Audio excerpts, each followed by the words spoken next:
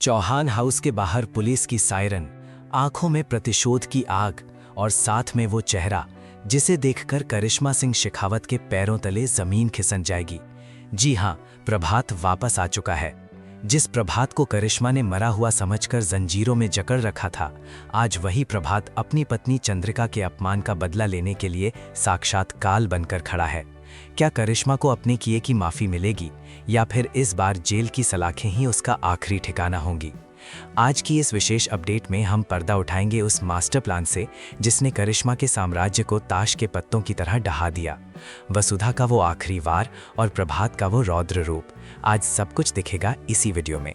अंत तक बने रहिएगा क्योंकि आज असली हुक्म की वापसी होने वाली है। नमस्ते दोस्तों, स्वागत है आपका आपके चहेते चैनल प्रोमो पॉइंट ड्रामा पर। आज की ये वीडियो सिर्फ एक कहानी नहीं बल्कि उस जीत का जश्न है जिसे वसुधा ने अपनी सूझबूझ और हिम्मत से हासिल किया है। करिश्मा ने सोचा था कि वो प्रभात को गायब करके और चंद्रिका को बेबस करके चौहान हाउस पर राज करेगी, लेकिन वो भूल गई कि जब तक वसुधा इस घर की बहू है तब तक कोई भी साजिश सफल नहीं हो सकती। आज हम विस्तार से बात करेंगे कि कैसे देव, संतोष और वसुधा ने भेस बदलकर करिश्मा को उसी के जाल में फंसाया।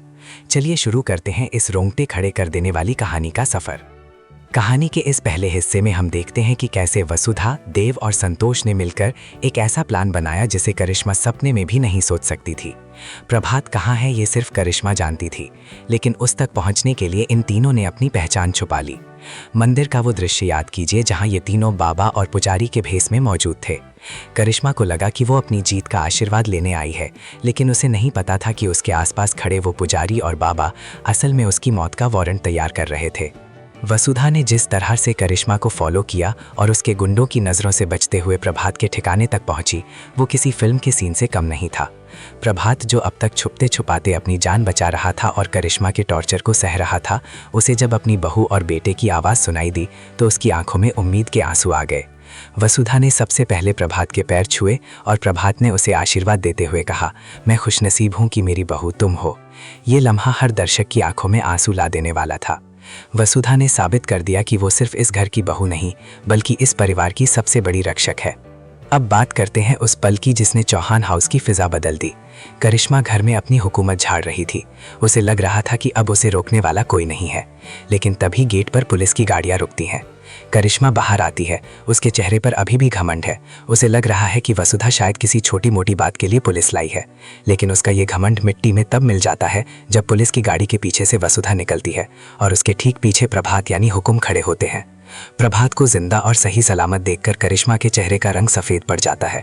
उसके पैरों तले जमीन खिसक जाती है क्योंकि उसकी सारी साजिशें अब बेनकाब हो चुकी हैं। प्रभात ने आते ही जो किया वो देखने लायक था। उसने करिश्मा को वो हर जख्म याद दिलाया जो उसने चंद्रिका को दिया था। प्रभात का गुस्सा 7वें आसमान पर था और उसने करिश्मा की वो जमकर धुलाई की कि करिश्मा के पास भागने का भी रास्ता नहीं बचा। जिस पत्नी को करिश्मा ने बेइज्जत किया, जिस चंद्रिका को उसने रुलाया, आज उसी के सामने करिश्मा घुटनों पर थी। ये सजा सिर्फ करिश्मा के लिए नहीं बल्कि हर उस इंसान के लिए थी जो अपनों को धोखा देता है। वीडियो के इस आखिरी भाग में हम उस भावुक मिलन की बात करेंगे जिसका इंतजार पूरा देश कर रहा था। चंद्रिका जो इतने समय से अपने पति की याद में तिल तिल कर मर रही थी, जब उसने प्रभात को जिंदा देखा तो उसे अपनी आंखों पर यकीन नहीं हुआ। दोनों का एक दूसरे को गले लगाना और सिसक सिसक कर रोना ये साबित करता है कि प्यार और विश्वास की जीत हमेशा होती है। चौहान परिवार जो अब तक बिखर चुका था, प्रभात के आने से फिर से एक ताकतवर दीवार बन चुका है। करिश्मा को पुलिस हथकड़ियां पहना कर ली जाती है और इस बार उसके लिए कोई माफी नहीं है। एक्सीडेंट करवाना, प्रभात को कैद करना और परिवार के साथ गंदा सलूक करना, इन सब जुर्मों की सजा उसे जेल की सलाखों के पीछे ही मिलेगी। देव अपनी पत्नी वसुधा की तरफ फक्र से देखता है क्योंकि उसने ना सिर्फ उसके पिता को बचाया बल्कि उसके पूरे परिवार के सम्मान को वापस लाया। आने वाली कहानी में अब ये देखना दिलचस्प होगा कि ये परिवार कैसे फिर से अपनी पुरानी शानो शौकत वापस पाता है। तो दोस्तों, क्या आपको लगता है कि करिश्मा के साथ जो हुआ वो सही था? क्या उसे और भी कड़ी सजा मिलनी चाहिए थी? हमें अपनी राय जरूर दें।